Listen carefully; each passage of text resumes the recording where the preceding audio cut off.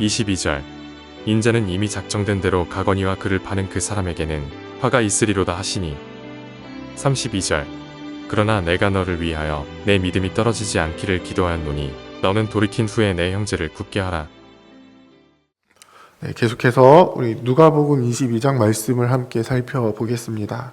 오늘 본문은 이제 예수님께서 유월절을 어떻게 준비하고 보내셨는지에 대해서 기록을 하고 있습니다.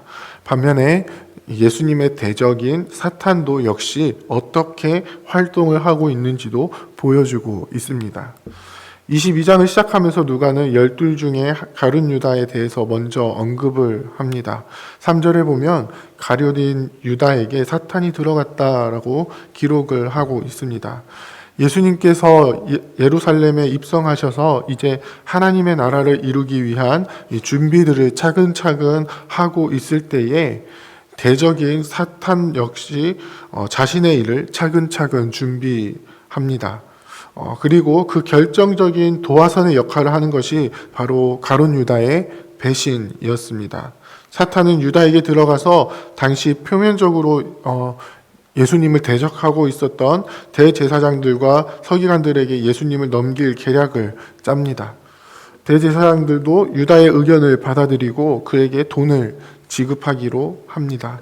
이처럼 사탄은 끊임없이 하나님의 나라를 저지하기 위해서 그 나라의 주체가 되시는 예수님을 넘어뜨리기 위해서 창세기에 보면은 이제 여자의 후손으로 이제 예언이 되고 있는 우리 예수님을 그 뒤꿈치를 상하게 하기 위해서 준비를 하고 그 일을 시행하게 됩니다. 그와는 별개로 이제 예수님께서는 예수님의 일들을 또 해 나가십니다. 제자들과 함께 마지막 만찬을 하기 위해서 준비하십니다. 15절에 보면 예수님께서 간절히 사도들과 함께 유월절 만찬을 먹기 원하셨다라고 말씀하십니다. 그러고는 하나님의 나라가 온전히 이루어지기까지 다시는 먹지 않겠다라고 말씀을 하십니다. 유월절 식사는 이스라엘이 애굽의 노예로 있을 때에 하나님께서 그들을 구원하신 것을 기념하며 먹는 식사입니다. 유월절에 어린 양을 잡아서 먹는 것은 당시에 급박하게 이루어졌던 극적인 하나님의 구원을 기억하게 하는 장치였고, 예수 그리스도께서 사탄의 권세에서 그 백성들을 구원하시기 위해 이제 큰 일을 행하실 때가 왔음을 이제 누가복음은 밝히고 있습니다. 예수님께서는 제자들과 이 마지막 만찬을 하시면서 잔을 나누어 주시고 또 떡을 떼어 주시면서 새로운 언약을 맺으십니다. 반면에 이 언약 안으로 들어오지 못한 가룟 유다에게는 저주가 임하게 됩니다. 예수님께서 새로운 언약을 세우시고 그 제자들이 언약 안에 온전히 들어오기를 원하시지만 제자들의 모습은 어떻습니까? 여전히 세상의 권세를 추구하는 자들과 그 같은 모습을 보이고 있습니다. 예수님을 통해서 새로운 나라가 이루어질 때에 누가 더 큰 자가 될 것인지를 두고 다툼이 일어나게 됩니다. 예수님께서는 이것을 통해서 하나님의 나라가 어떤 나라인지를 설명해 주십니다. 어떤 나라입니까? 26절에 보면요. 너희 중에 큰 자는 젊은 자와 같고 다스리는 자는 섬기는 자와 같을지니 라고 말씀하십니다. 세상에서는 장로가 또는 어른이 다스리는 자가 권세를 가지고 있으면서 어린 자들을 혹은 다스림을 받는 자들을 주관하게 되지만 하나님의 나라에서는 어떻게 된다는 것입니까? 섬기는 자가 더 큰 자라는 것입니다.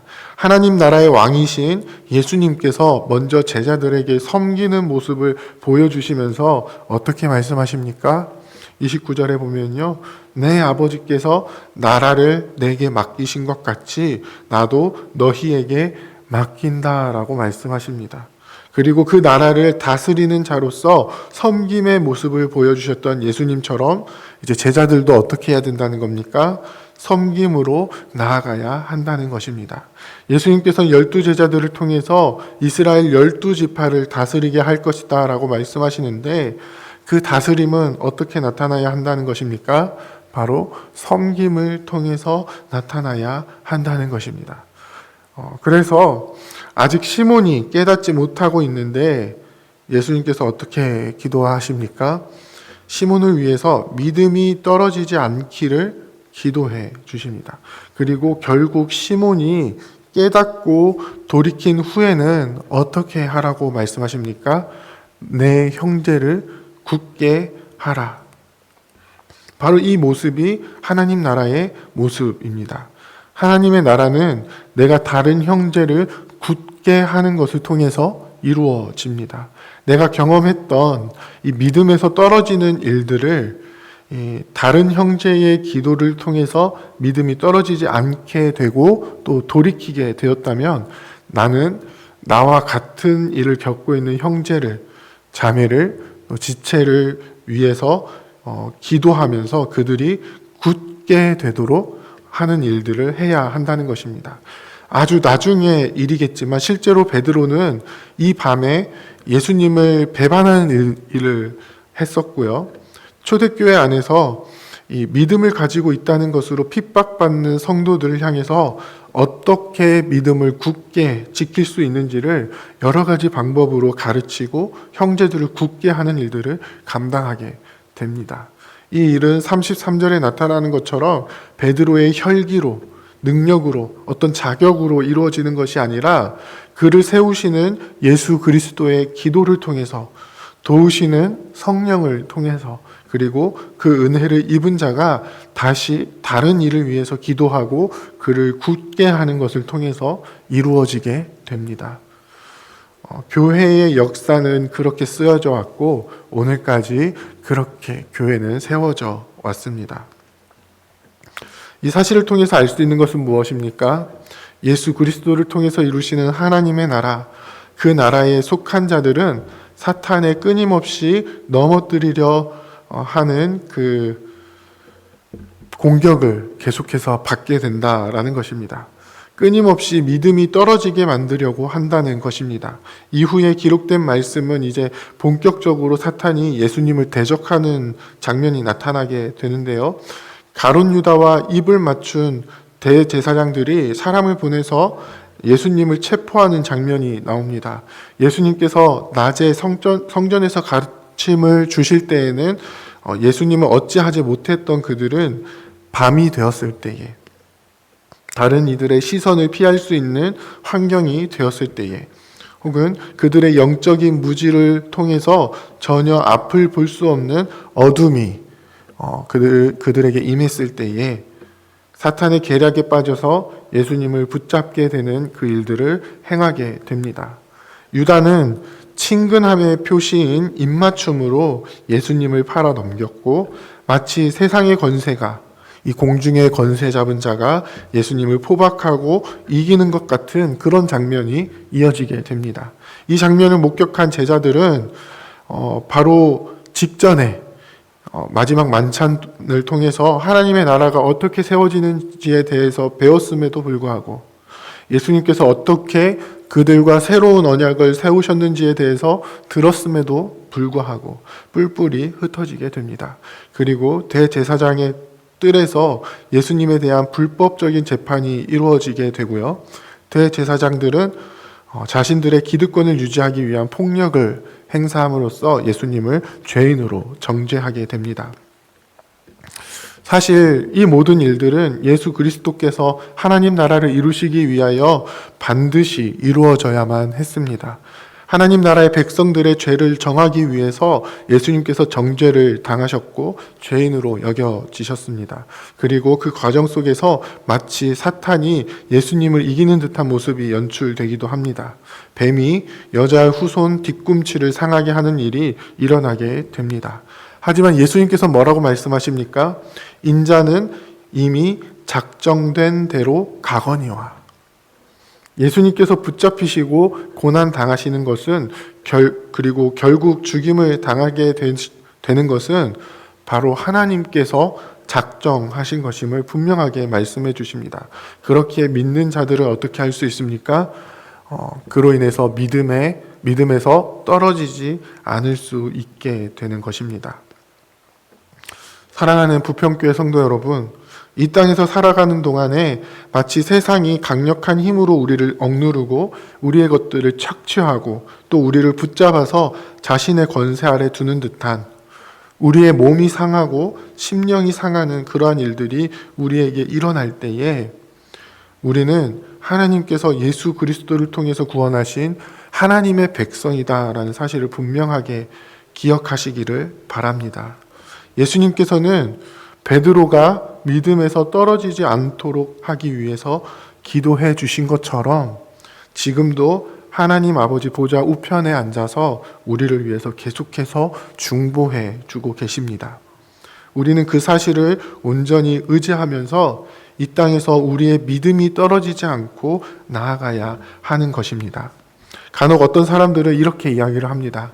하나님께서 능력이 크시고 우리를 구원하셨다라고 하면서 왜 우리에게 이런 안 좋은 일들이 일어나게 됩니까?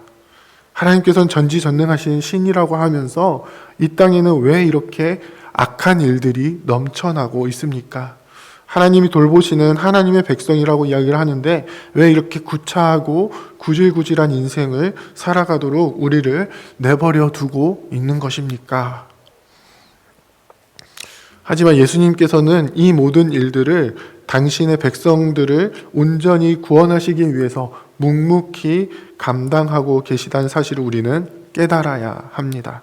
우리가 예수님을 통해서 구원받았다 하더라도 이 땅에는 여전히 공중의 권세 잡은 자가 그 위세를 떨치고 있습니다. 물론 마지막 때에는 예수님께서 큰 권능을 가지고 심판주로서 모든 것을 다 심판하실 것입니다. 하지만 그 나라가 이르기까지의 여정에서 사탄은 여전히 예수님을 대적했던 것처럼 그의 백성된 우리를 대적하며 나타날 것입니다. 심지어는 예수님의 발 뒤꿈치를 상하게 했던 것처럼 우리의 삶을 상하게 할 때가 있을 것입니다. 하지만 그 속에서 우리의 소망은 무엇입니까? 그 모든 일을 당하신 예수님께서 우리의 구원자가 되신다라는 사실입니다. 그 주님께서 우리를 영원한 나라로 인도하고 계신다라는 사실입니다. 우리의 선한 목자가 되시는 주님께서 우리를 끝까지 인도하신다라는 것입니다. 우리의 인생에는 여전히 이 사탄의 공격이 있겠지만 다윗은 뭐라고 고백합니까? 여호와는 나의 목자시니 내가 사망의 음침한 골짜기로 다닐지라도 해를 두려워하지 않는다라고 고백을 합니다. 왜입니까? 주님께서 끝까지 우리를 지키시고 보호하시기 때문입니다. 사도 바울은 로마서 16장에서 뭐라고 선포합니까? 평강의 주님이 속히 사단을 너희 발 아래에 상하게 하시리라. 여자의 후손이신 예수님께서 사탄의 머리를 상하게 하신 것처럼 그 일이 예수 그리스도 안에서 그 백성들에게도 동일하게 이루어진다는 것을 분명하게 선포하고 있습니다. 이 사실을 온전히 믿는 주의 백성들이 다 되시기를 원합니다. 우리를 끝까지 지키시고 보호하시는, 우리의 믿음이 떨어지지 않도록 위해서 기도하시는 예수 그리스도 안에 온전히 거하는 우리가 되기를 원합니다. 우리의 삶 가운데 우리를 대적하는 사탄의 권세가 끊임없이 우리를 공격해 온다 할지라도 우리의 구원자 되시는 예수 그리스도를 통해서 더 이상 정죄함이 없음을 믿음으로 선포하며 우리의 대적들을 이기며 살아가시는 우리 모두가 되기를 원합니다.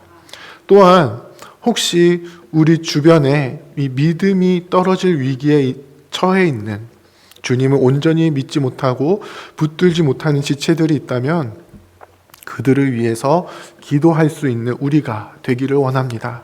그들을 굳게 세울 수 있는 우리가 되기를 원합니다. 예수님께서 그 일을 제자들에게 부탁하신 것처럼 우리에게도 동일하게 부탁하고 계심을 알고 우리가 만나는 모든 지체들을 믿음으로 굳게 설 수 있게 돕는 역할을 잘 감당하는 우리가 되기를 원합니다. 그래서 여전히 세상의 권세, 이 공중의 권세 잡은 자의 포악함 아래에서 주님의 몸된 교회를 주께서 다스리시는 그 나라를 온전히 세워가시는 저와 여러분들이 다 되시기를 주님의 이름으로 부탁드립니다. 함께 기도하겠습니다. 이제 오늘 받은 말씀으로 함께 기도하겠습니다. 우리 스스로는 아무것도 할 수 없는 연약한 자이지만 예수 그리스도께서 우리를 위해서 중보하고 계심을 온전히 믿고 그 믿음에서 떨어지지 않는 주의 백성 되게 하옵소서. 우리의 믿음을 흔드는 시련을 잘 견뎌내고 우리와 같은 시련을 당하고 있는 형제 자매들을 위하여 기도하고 그들을 도울 수 있는 신앙이 성숙한 성도가 될 수 있도록 우리를 도와주옵소서.